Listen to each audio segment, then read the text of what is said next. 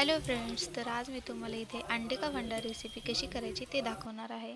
तर त्यासाठी इथे मी एका पॅनमध्ये तेल ठेवलेलं आहे. थोडंसं गरम करायला इथे मी 2 चमचे तेल टाकलेलं आहे. त्याच्यानंतर इथे मी 2-3 कांदे घेतलेले आहेत बारीक चिरलेले, तेही त्यामध्ये मी टाकत आहे. कांदे छान फ्राय करून घ्यायचे आहेत आपल्याला ह्यामध्ये.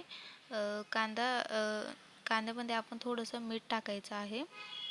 मीठ टाकल्यानंतर ते आपल्याला छान परतून घ्यायचं आहे. त्याच्यानंतर आपण त्यामध्ये इथे मी 1 चमचा अद्रक लसणाची पेस्ट टाकत आहे. तर अद्रक लसणाची पेस्ट टाकल्यानंतरही आपल्याला तो छान लालसर होईपर्यंत परतून घ्यायचा आहे. तर इथे मी 2 मिनिट तरी कांदा छान परतून घेत आहे. तर त्याच्यानंतर इथे मी 1 टोमॅटो घेतलेला आहे. तोही बारीक चिरून घेतलेला आहे. तोही मी त्यामध्ये टाकत आहे. तर अशा प्रकारे टॉमॅटोही आपल्याला त्यामध्ये छान फ्राय करून घ्यायचं आहे.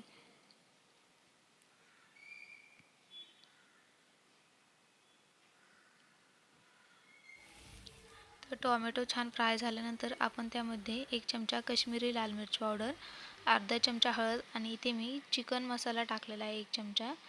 तुमच्याकडे घरामध्ये जे अवेलेबल असतील तेही मसाले तुम्ही त्याच्यामध्ये टाकू शकता. तर मसाले आपल्याला 2 मिनिट छान फ्राय करून घ्यायचे आहेत.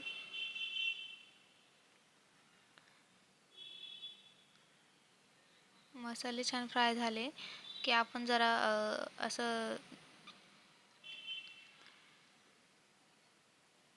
दोन साईडने राऊंड करून घ्यायचे आहेत असे मध्ये, जेणेकरून आपल्याला मध्ये ते अंडी सोडता येईल. जे दरवेळेस ऑमलेट वगैरे करण्यापेक्षा असं काही वेगळं केलं की घरातलेही आवडीने खातात.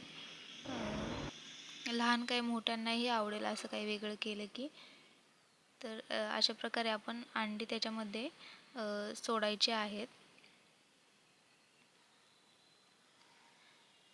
तर तुम्हाला जर 4-5 अंड्यांचं करायचं असेल तर तुम्ही तव्यामध्ये करू शकता, कारण एवढे छोट्याशा पॅनमध्ये एवढं होणार नाही आणि कढईमध्ये तर होणारच नाही हे. तर अशा प्रकारे मी दोन्ही अंडी त्याच्यामध्ये सोडलेले आहेत.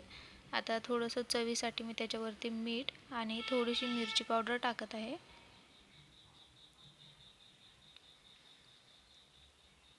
त्यानंतर थोडीशी कोथिंबीरही मी त्याच्यावरती टाकत आहे.